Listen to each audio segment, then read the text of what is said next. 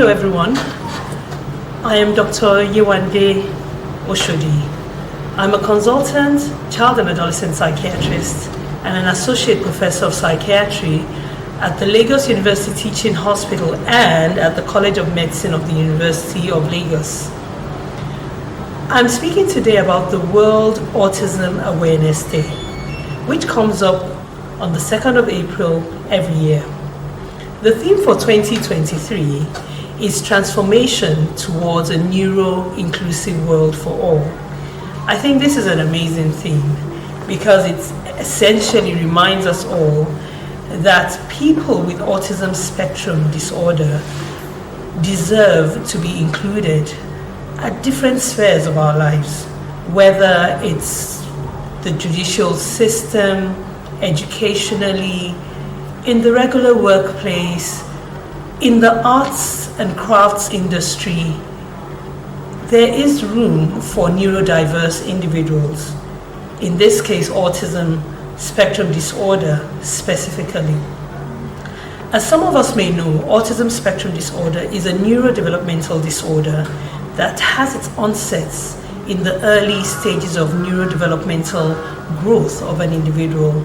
And this happens to coincide with early childhood stages. So it's not unusual that parents or caregivers of people that have autism spectrum disorder will have noticed some of these signs and symptoms very early in the childhood of the sufferer.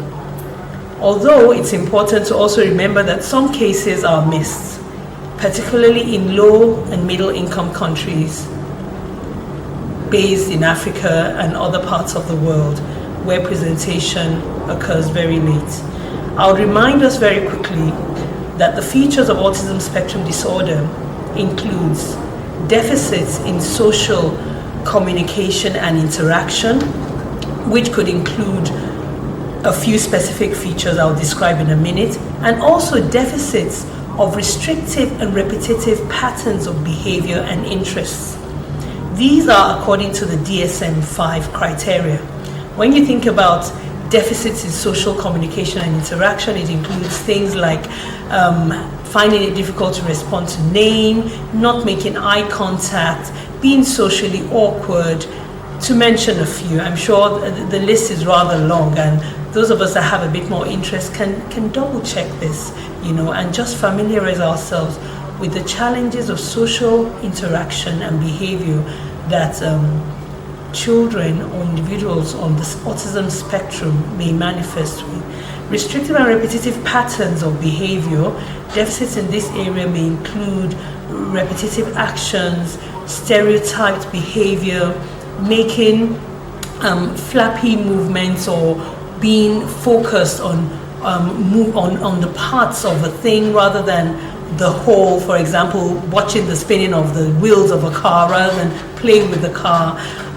Being fascinated with one particular object of interest to the neglect of others.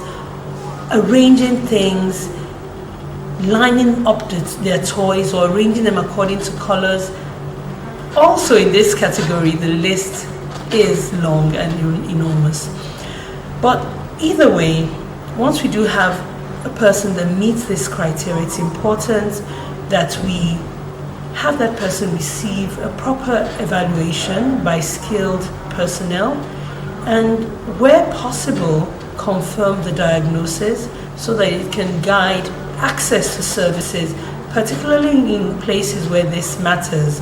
And in low and middle income countries like ours, where I'm located in Nigeria, it may just be that you have an index of suspicion that something seems not in place. Could this child be on the spectrum? I recommend that early intervention is key. Early intervention starts with a proper assessment and then reaching out to the useful services that can assist to help the child overcome some of the gaps that these deficits they have may leave in them. And the kinds of intervention is multidisciplinary, that's educational, it may require medical, definitely it requires occupational therapy or support with writing and stuff like that, social workers, psychologists, that can also help with behavior therapy, or people that are skilled with applied behavior analysis. I wouldn't take too much more of your time, but I just want to encourage us, going on from today, which is the World Autism Awareness Day, let us become more inclusive.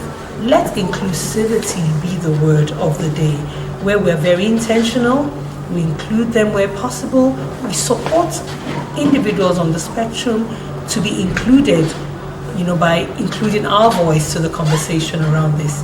I thank you very much.